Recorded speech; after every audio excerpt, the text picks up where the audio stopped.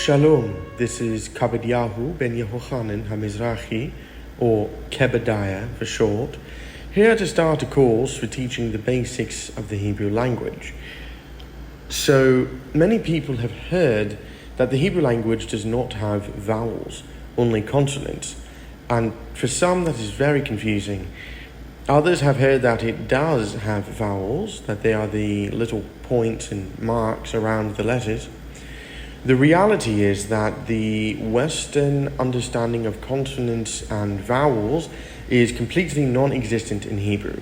They only exist in Western languages that are descended from Proto-Indo-European. But the principle of the concept of a consonant or a vowel is very important to understand, and if one comprehends the principle, it applies to all spoken language. Now, before we can jump right into the Hebrew language, we have to break down these concepts so that we understand how it applies to the Hebrew Aleph Bet. So, what really is the idea of a consonant and a vowel? The very words consonant and vowel come from Latin and literally mean with sound and voiced, respectively. So we have sounds and voices.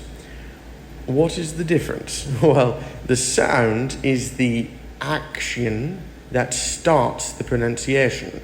The voice is what characterizes the sound. And even in English, we cannot separate these as much as we think. Consider certain consonants. They require a voice to even be named. For example, the letter L. If we were to spell it out, we would have to spell something like E-L for L. And the same goes for M, N, R, S, etc. Some letters can be sounded without being voiced, a true consonant, like certain labials and plosives. We can say or we can make the p and the t sound, but we really need a voice for it, which is why the p and t are really called p and t. That is the voice that you're hearing with it. In Hebrew, we really do not have letters. When we write, they're probably called, and literally called, signs. And they are built in with both the sound and the voice together. In modern Hebrew, they do use some markings and points to help notify the voicing that should be used, because there is a certain flow that goes with it. But the signs do have names. The first two signs are called Aleph and Bet. And that is why we call the whole set the Aleph Bet. We do that in Hebrew. We take the first line or first few words and use it to title an entire work or reference.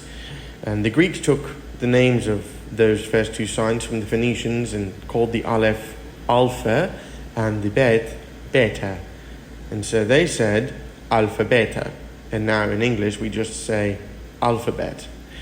And similarly though, in the first account or book in the scriptures, it starts out with the word Bereshit, which means in the beginning.